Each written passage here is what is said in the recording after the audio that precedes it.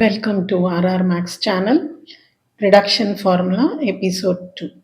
In episode 1, we have seen the reduction formula for integral of sine power n x dx and integral of cos power n x dx. Just for the remembrance, please always remember this formula integral 0 to pi by 2 sine to the power of nx dx is equal to integral 0 to pi by 2 cos to the power of nx dx, which is equal to n minus 1 by n into n minus 3 by n minus 2, etc. Ends with 2 by 3 if n is odd, and ends with half into pi by 2 if n is even. Now we shall see something called as Wallis formula, where m and n being positive integers. We will find out the reduction formula for I of m comma n is equal to integral 0 to pi by 2 sine to the power of mx cos to the power of n x dx. I have already taken it with the limits, and therefore my answer should be n minus 1 by m plus n into I m comma n minus 2, or m minus 1 by m plus n I m minus 2 comma n. Now this change comes because you can either reduce this using sine or you can reduce it using cos. Now I will use, first time I will reduce it using cos, and I will show the formula. So I m comma n is equal to integral 0 to pi by 2 sine power mx cos power n x dx. I'm going to reduce this cos. So I'll rewrite this cos to the power of n as cos to the power of n minus 1 into x into cos x dx. Now we make a substitution. U is equal to cos to the power of n minus 1 into x. So if you differentiate this, you will get n minus 1 into cos to the power of n minus 2x into differential of cos x, which is minus sin x. And dv will be taken as sine to the power of mx into cos x dx. Now you want to integrate this. I will just substitute sin x as t, then cos x dx will become dt. This will become integral of t power m dt, and therefore on integrating you will get t to the power of m plus 1 divided by m plus 1, and therefore v will be t is sin x, so that will be sine to the power of m plus 1 x divided by m plus 1. Again using reduction formula, here I m comma n is equal to uv minus integral v du. So that gives you uv, that is cos to the power of n minus 1x, into v, that is going to be sine to the power of m plus 1x divided by m plus 1, limits varying from 0 to pi by 2, minus 1 by m plus 1 is taken outside, v du, so it is sine to the power of m plus 1x into n minus 1 cos to the power of n minus 2 into minus sin x dx. Now here we will substitute the limit. When I put upper limit, cos pi by 2 is 0, so the value is 0. When you put the lower limit, sin 0 is 0, and so the lower limit is also 0. Now here I take out the n minus 1 also outside. This negative sign and this negative sign makes it positive. So it reduces to n minus 1 divided by m plus 1 integral 0 to pi by 2 sine to the power of mx cos to the power of n minus 2x. I have taken this m plus 1 has been reduced as sine power mx into sin x, and that sin x will be clubbed with this sin x, giving you sine square x here. And this sine square x will be replaced as 1 minus cos square x. Like the previous way, you multiply this and to get two different integrals. So first one being sine to the power of mx into cos to the power of n minus 2 into x. And second integral will have sine to the power of mx into cos to the power of n minus 2x into cos square x. And so that will reduce to cos to the power of nx. So now in terms of I will write it as n minus 1 by m plus 1. The first one has sine power m. So I m comma cos will have n minus 2. So it is I m comma n minus 2 minus n minus 1 by m plus 1. That was sine to the power of mx into cos to the power of nx, and therefore it is I m comma n. Now we will club the two I m comma n take this im comma n to the left side, and you have im comma n into already 1 exists, so 1 plus n minus 1 by m plus 1 is equal to n minus 1 by m plus 1 I m comma n minus 2. And so you take an LCM here, m plus 1 plus n minus 1. So 1 and 1 gets cancelled, divided by m plus 1. Numerator will reduce to m plus n. This m plus 1 and this m plus 1 gets cancelled, and the numerator m plus n comes to the denominator here, reducing it to I m comma n is equal to n minus 1 by m plus n into I m comma n minus 2.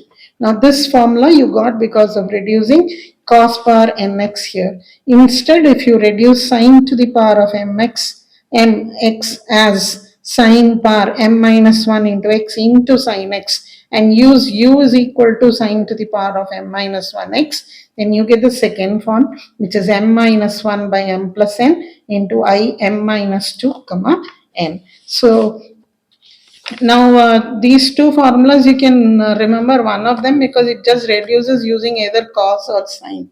Now let's discuss the cases about m and n, because we have said m and m are being positive integers. Now if m and n are both odd integers and m is less than n, then your formula will be I m comma n is equal to, you start with m minus 1, that is a lesser value, by m plus n into m minus 3 by m plus n minus 2. Throughout the numerator and denominator, you keep subtracting by 2, and it ends up with 2 by n plus 3 into 1 by n plus 1. Now, if m and n are odd and n is less than m, then you don't start with m minus 1, you start with n minus 1. So you get n minus 1 by m plus n into n minus 3 by m plus n minus 2, etc. And the last value will be 1 by m plus 1. Now again another, if m and n are even integers, then it has to reduce to pi by 2. So you will have it as m minus 1 into m minus 3, etc. into 3 into 1 into n minus 1 into n minus 3, etc. into 3 into 1 whole divided by m plus n into m plus n minus 2 into m plus n minus 4, etc. into 4 into 2, and finally you multiply by pi by 2. So that will be the formula you will have to remember when it is a product term in sine and cos functions. We go for the next formula. In is equal to integral of x power n e power ax dx. See in, so n is only the factor here, and therefore we normally we take n as the integers only, and so here you can take x power n as u, and dv you can take it as e power ax, so that v is x power n is equal to u and dv is equal to e power ax into dx. So uv minus integral v du will be x power n into e power ax by a minus n x power n minus 1 when you differentiate that, and e power ax by a when you integrate. So n and a are constants, you take it outside. Now I is written in terms of n, so here it is n minus 1 now, and so it reduces to x to the power of n e power ax by a minus n by a into I n minus 1. Similarly, if your trigonometric functions are multiplied by x power n, that is in is equal to, there's a next formula for integral x power n into cos ax dx. Again it is in, so it is only the n variation. So here also you take u is equal to x power n and dv as cos ax dx. So du is n into x power n minus 1, and v you will get in terms of sin ax divided by a. So you use your integration by parts here, uv minus integral v du, so it is x power n into sin ax by a minus n by a is constant, comes outside, gives you integral of x power n minus 1 into sin ax dx. Now again we will apply integration by parts once again, because this integral is in terms of sine and I cannot replace it in terms of in, because in should have cos ax. So if I do the integration once again, this sin ax will get converted to cos ax, and then I can bring in my in factor. So retaining this factor as it is, minus n minus a is taken outside. Again I use a full bracket. Here I take u is equal to x to the power of n minus 1 and dv is equal to sin ax dx. So here you have u as x power n minus 1, integrating dv, I get minus cos ax by a, plus integral of differentiating x power n minus 1 gives you n minus 1 into x to the power of n minus 2 into cos ax by a. That negative sign I made it as positive here. Now this n minus 1 by a can come out. While removing the brackets, it reduces to x power n sin ax by a minus n by this minus and this minus makes it positive. So plus n by a square x power n minus 1 cos ax, positive and negative here becomes minus n into n minus 1 by a square into, now I have it in terms of cos, and I x power n has now become x power n minus 2.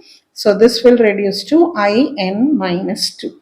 Again, if limits exist, you can simply substitute your limits here and rewrite your formula as usual. Similarly, if your next problem was integrate x power n sin ax dx and you want to find a reduction formula for this, and here in is equal to integral x power n sin ax dx. Follow the same procedure. You have u is equal to x power n, dv is equal to sin ax by sin ax dx. Do the integration by parts twice. So the second step I have rewritten here as usual as like the topmost part, x power n into minus integrating sign, I will get minus cos ax by a minus differential of this is n x power n minus 1. Integrating this will give you minus sin ax by a square plus differentiating this is n into n minus 1 integral of x power n minus 2 into this factor, that is sin ax by a square dx. So this can be replaced as I n minus 2. So the formula will be I n is equal to minus x power n cos ax by a plus n by a square x power n minus 1 sin ax plus n into n minus 1 by a square I n minus 2. These are the major formulas that you have to remember. And now we'll see problems in the next episode. Thank you.